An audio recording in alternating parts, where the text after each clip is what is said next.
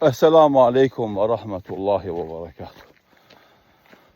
Njeriu nëse don të arrijë sukses, duhet të disiplinohet, që imponon vetvetes respektin ndaj planit dhe programit që cakton vetes për veprimtari.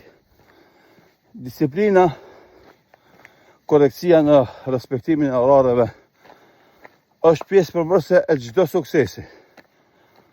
Qoftë sukses në majdanin e diturisë, qoftë sukses në majdanin e zanatit, qoftë sukses në majdanin e jetës së përditshme, qoftë sukses në majdanin e sportit. Çdo njeri, i ri qoftë apo plak, e sidomos rinia, duhet ta kuptojnë se me veprime sporadike, me iniciativa entuziaste dhe të hofshme, që pas një kohë të shkurt naren ndërpriten, nuk ka mundësi me arrit sukses të madh. Analizo jetën e çdo kujt që ka arrit sukses në jetë, të gjitha mejdanet.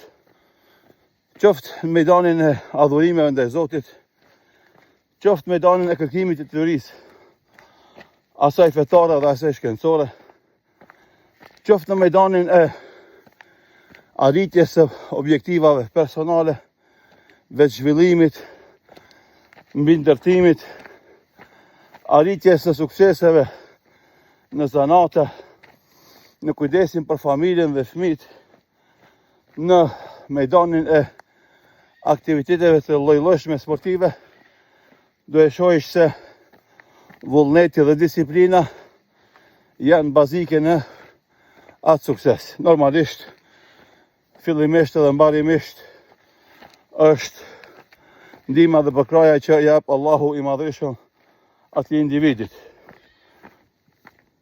Dhe për këtë arsye, pejgamberi sallallahu alaihi wasallam e edukon muslimanin që të ketë kontinuitet, vazhdimsi, që ta shndron adhurimin e Allahut në disiplinë, të cilën nuk e then, nuk e prish asnjëherë. Normalisht nuk kuptohen rrethanat e jashtëzakonshme, po flas në rrethana të natyrshme dhe të zakonshme.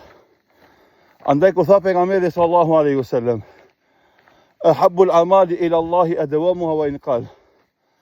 Veprat më dashura te Allahu janë të vazhdueshmet, edhe nëse janë pak, tregon për rëndësinë që ka disiplina në botën e adhurimeve.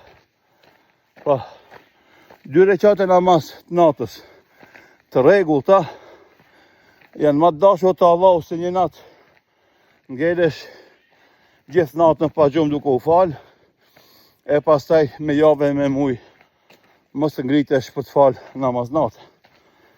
E njëjta vlen edhe me agjërimin, edhe me sadakan, edhe me mësimin e fesë, pjesëmarrjen për ligjërata, po edhe në të gjitha veprimtarit tona sadaka e kështu me radhë.